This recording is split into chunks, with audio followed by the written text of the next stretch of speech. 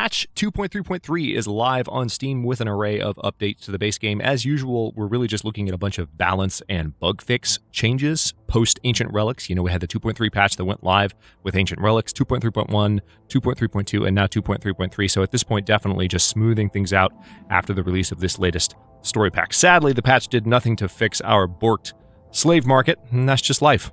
Hello, Legion. This is Hadrian. Thank you for being here. Let's play some more Stellaris Ancient Relics in our Roma Galactica 2.5 series. So this is actually my second attempt. I'm going to kick things back up to speed 3 here. Second attempt at starting this recording.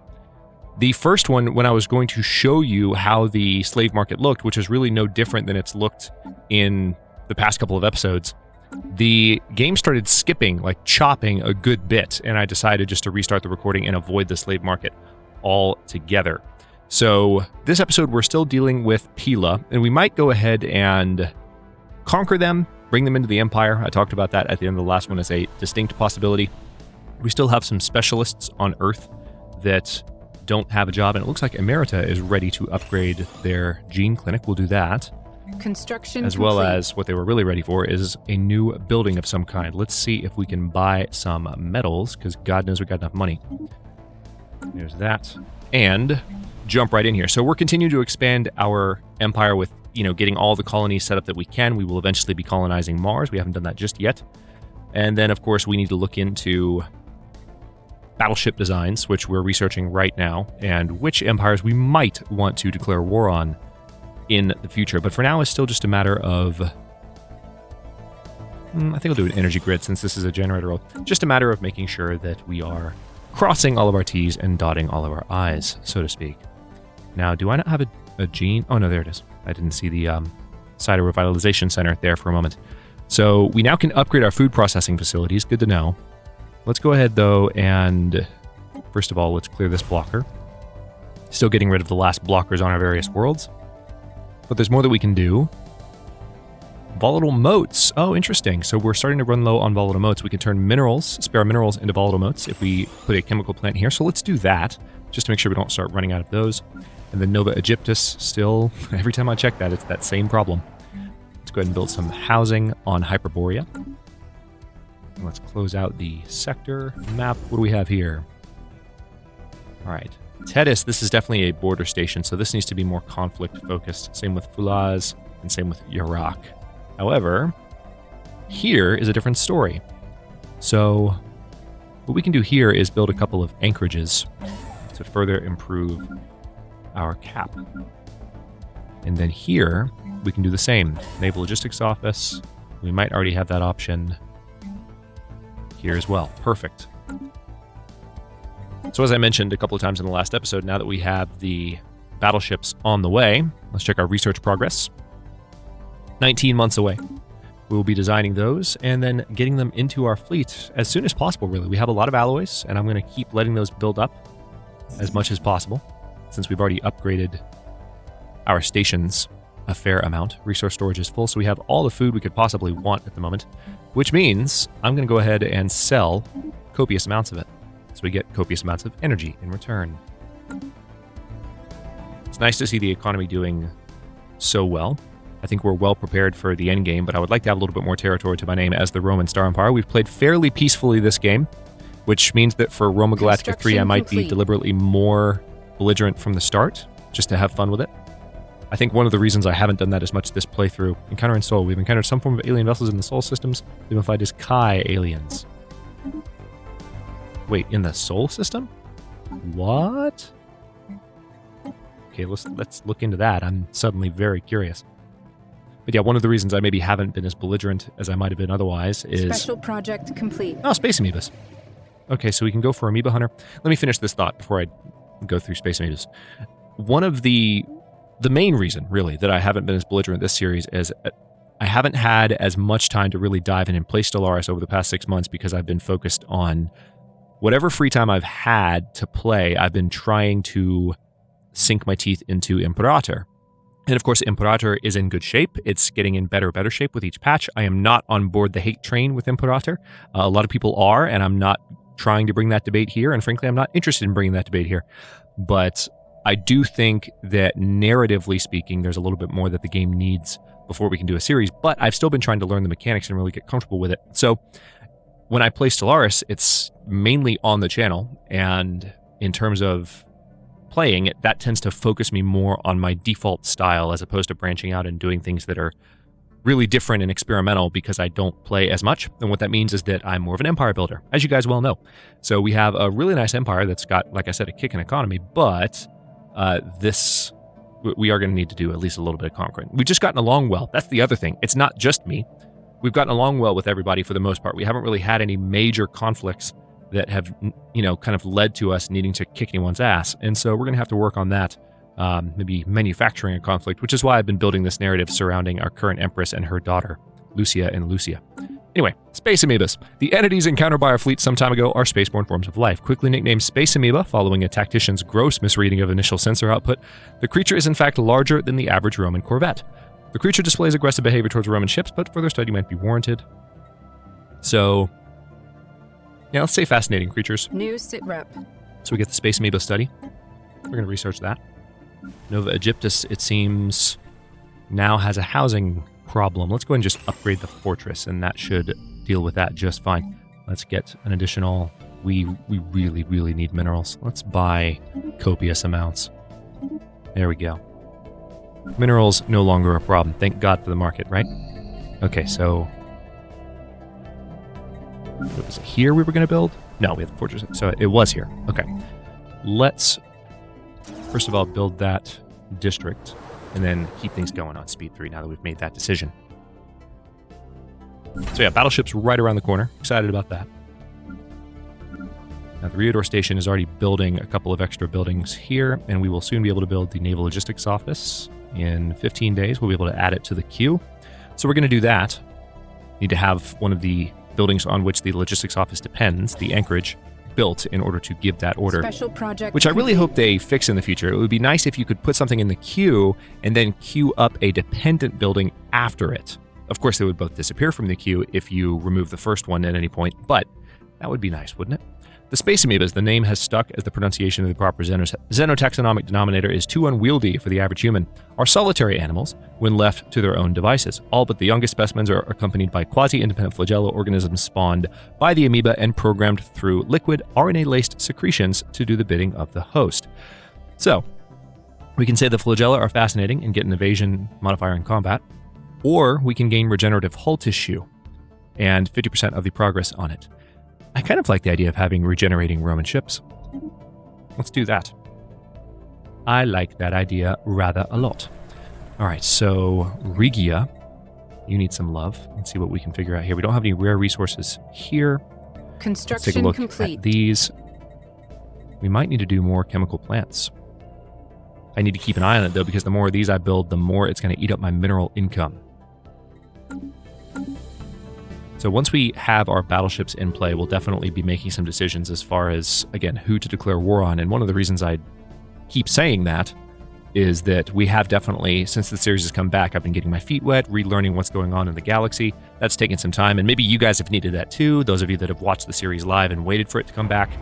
But, okay, we have rising unemployment on Earth. Interesting narrative event to keep things spicy while dealing with the very problem I'm describing right now. But at the same time, it's like, I would like to have a little bit of conflict if we can get some going. Unemployment and poverty are spreading. I was about to say spiraling, spreading at an alarming rate on Earth. This sorry state of affairs is being exploited by local crime organizations who find themselves awash with both easy marks and desperate recruits. As a temporary solution, we could increase the unemployment benefits on the planet. It will not be cheap, but would provide additional time to seek a more permanent solution, such as creating more jobs or improving the living standards of the affected population groups. We could also do nothing, but this would likely result in the formation of a significant criminal underworld on Earth. So we could institute the increased benefits. This adds increased benefits, and the unemployed pops will consume more consumer goods as a result. Let's go ahead and institute the increased benefits. So that just has to do with those specialists that still do not have a job. Kind of frustrating that they haven't found something else to do just yet. And I suppose... complete. So what kind of decisions can we enact? So we had that option if we didn't want to actually destroy the factory, but I think destroying the factory was preferable.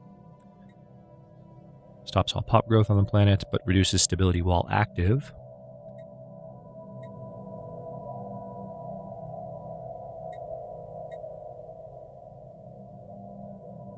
Expel excess population. So this reduces stability. We did this already. And it was kind of a mixed reaction in the comments as far as whether or not it was really the right thing to do. I mean, we could take the unemployed pops and just literally send them to other worlds. We could do that.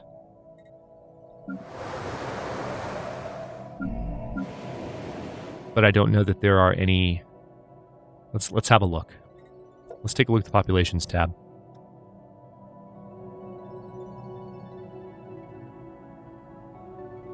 All right, so this is the number of pops. What about the number of jobs? Trying to read the interface here. So we've got 5 medical workers out of 5 possible, or... Because these are pop counts, not job counts.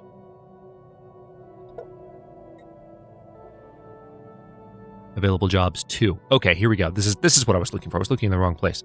So we have 2 available jobs here. Let's see if we can find a place that has specialist jobs available.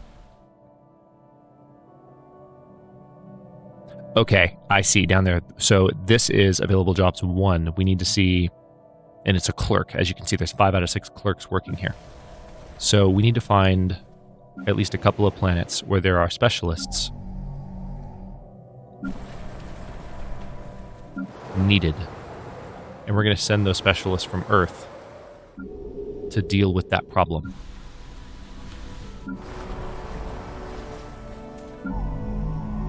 Alright, lots of... This is frustrating. So there's not many specialist jobs that are available. At least not that I can see.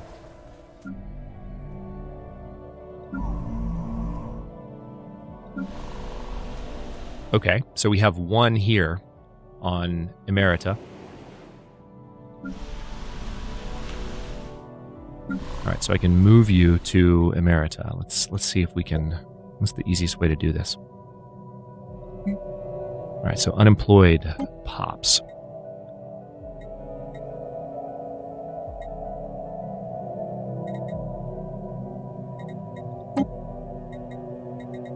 Alright, so if I scroll down, here we go.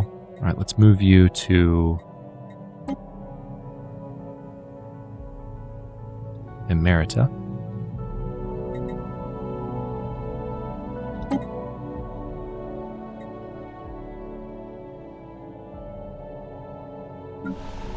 Okay, so that's 1 of them, at least. And we'll have to wait for more slots to open up. Now, one thing that is definitely possible is I can upgrade these buildings in order to create more artisan jobs. We need more consumer goods anyway. So that is probably my next step. Let's go ahead and focus on getting the consumer goods upgrade finished. Also, the alloy foundries upgrade would be good. Alright, so the Izki Alliance has closed their borders to us. That's not very nice. Let's close ours to them. And the Vetericius Confederation, big surprise. Let's close borders. Thankfully, we were able to get the last of those creatures researched before that happened. But where were we? We were upgrading these, and I still have plenty of minerals to do it, so let's get it. Oh, research, hello. Yep, let's definitely get that done. So upgrading these is probably going to provide us with the specialist jobs we need. Let's definitely upgrade you, because that's population, yeah, population growth bonuses, and we can upgrade those. And that, I feel like this is going to mess with the job market a little bit, but it should help create the jobs that are needed. You know, one thing I could do, now that I'm thinking about it, hang on. I'm going to move the rest of them to Elysium. They won't have jobs right away, but once those jobs become available, those specialists will pop right into those positions. Yay, figured it out. Okay, so let's resettle. We've got an unemployed specialist. We're going to send you straight to Elysium. Go, go, go. Beautiful. All right, so Elysium right now, because we did that, we can now build an additional building. We can also upgrade the planetary administration. Let's do that. I'm going to build an autoton monument as well. Construction complete. That unemployment is going to show there for a moment, but as soon as those upgrades I'm working on are done, that should go away. It looks like volatile motes is starting to become negative despite what we're working on here. Okay, so Colonium Aboricum is finally ready for their first district. Following a long period of growing support for the true democracy standard, the Euthonian Corporation has become more outwardly egalitarian. Construction complete. Let's see. Hot Springs, mining districts. This looks like it's going to be an energy world, if anything. I'm going to go ahead and clear all 3 of those. And then why don't we go ahead... Yeah, let's build another generator there. That poor ruler.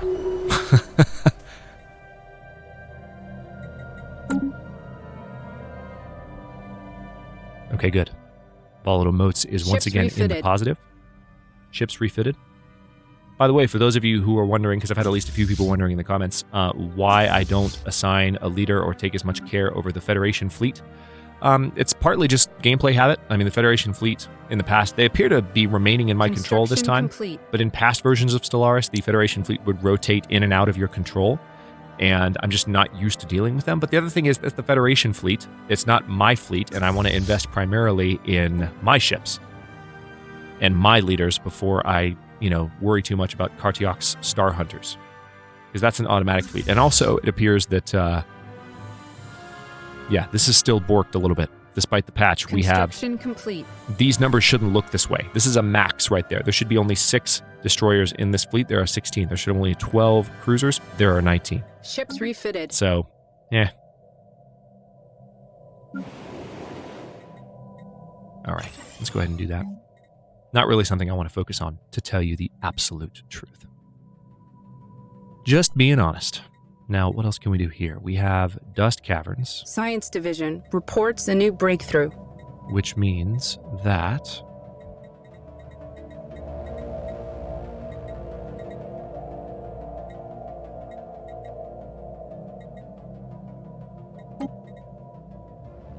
Mote harvesting traps. Okay, we already have the mote harvesting trap built, that's why. For a second I was like, why can't I do more? Well, we could do another alloy foundry here, but that would eat away at our minerals a little bit. This is an agro world. We already have the food processing facility out. Let's go ahead and do the alloy foundry. A few more alloys would never hurt anything. Battleships, there it is. Okay, so we'll look at that in just a moment. Let's go ahead and plug in...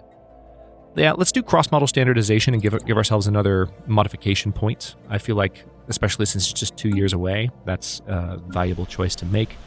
Let's go ahead and upgrade you. And it seems we have a refinery world. Really, this is a refinery world? That shouldn't be a refinery world. I feel like that's not a good designation. If anything, this should be an agro world. Let's do that. All right, so that unemployment is going to be going away very soon. I think 2 jobs will go away when that fabricator finishes, and when the next one finishes, all will be well. Okay, so, moment of truth.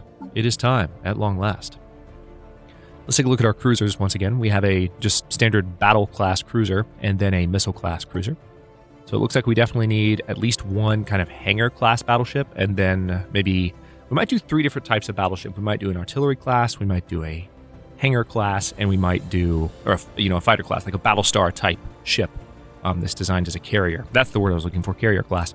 And then finally just a battleship, straight up, heavily equipped battleship, kind of like the Terminus class cruiser. So what are our names? We've got the Velox and the Vespa, the Devora and the Aeon, then Terminus and Jupiter. So, of course, the names will be slightly different here. But for the battleship, let's... why don't we go ahead and start with a hangar class, or a carrier class, is what I meant to say. We'll have an artillery stern just to give it a big weapon on the back for fun. Get a big old railgun. Eventually we can make that a better weapon even than that. And then this will be an artillery class ship. Yeah, I like the idea of it hanging back, because this is not going to be directly involved in the battle. It's just going to send fighters into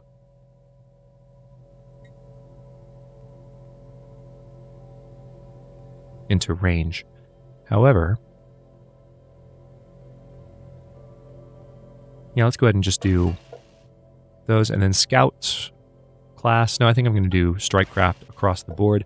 Point defense is fine. We can have flak on the sides, guardian point defense on the front. And then we'll have, I suppose, a couple of lasers. And then big old disruptor on the front. This isn't necessarily going to be a battleship that has a lot of strong weapons. It's going to be flanked by battleships, some of which are artillery class that might be able to defend it. So it'd be nice to have weapons that are made to kind of cripple, like for instance, the medium disruptor made to kind of cripple the defenses of ships while other ship classes take them down. Now, do I want to do crystal infused plating? Remember, this just adds to the hull points of the ship. And I kind of like that idea. So let's do that. And what are we going to call you? I like Tacitus. Claudius I like too. Let's go with Claudius. Right, we're going to save you. Let's do away with you. Okay, there we go. We've got our Claudius class carrier, battlecruiser, and of course, we can do some more here if we wanted to. Although I don't know that it's necessary. We could do auxiliary fire control, I suppose. How much more expensive would that make the ship? Not a lot more expensive. And then a shield capacitor if we wanted to. Yeah, there we go. Speaking of that, is it worth adding any of this? Yeah, I don't know. I don't need the reactor booster anymore. I kind of want the shield capacitor instead.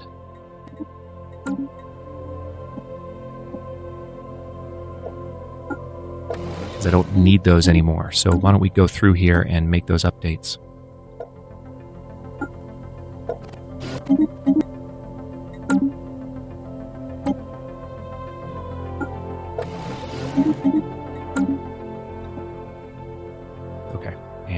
Here we can do, we might not be able to do it there. Nope, we can't.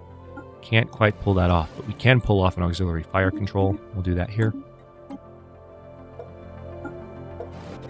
Beautiful. Okay, so that's a little better. We have some upgrades queued up for sure. Let's do some more designs, shall we? All right, now let's go for just a broadside class.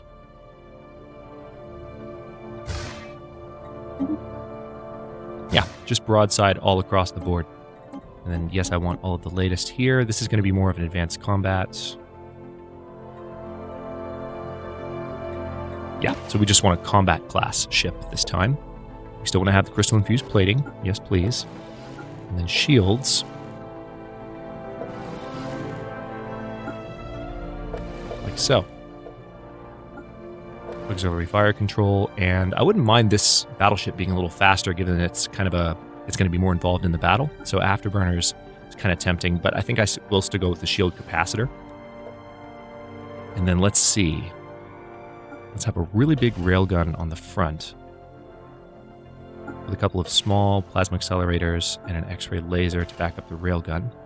And then on the broadside core, where are our slots there? So that weapon right there, I feel like should be a railgun. And then this one in front of it would be another laser.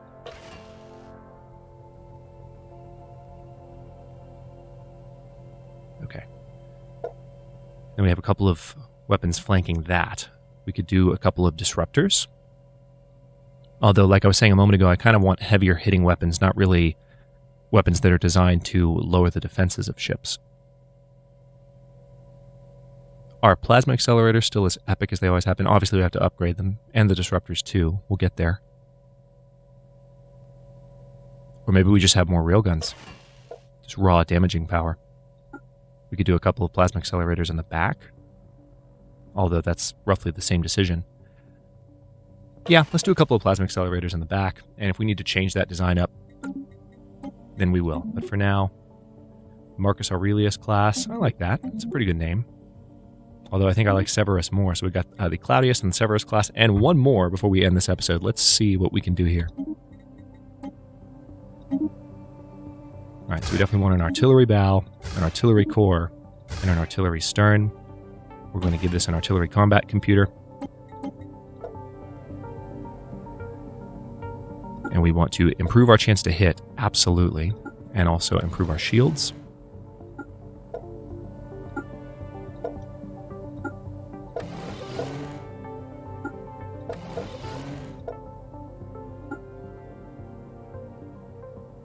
right now. Right now, we don't have the kind of weaponry that's ideal for an artillery class ship, so we might not build these right away. But I still want to have them.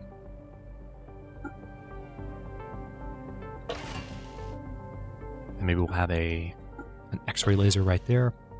Yeah, for now, we're going to be pretty heavy on the railguns. It's an artillery class ship. I want it firing heavy physical rounds from afar. Ooh, I like Domitian.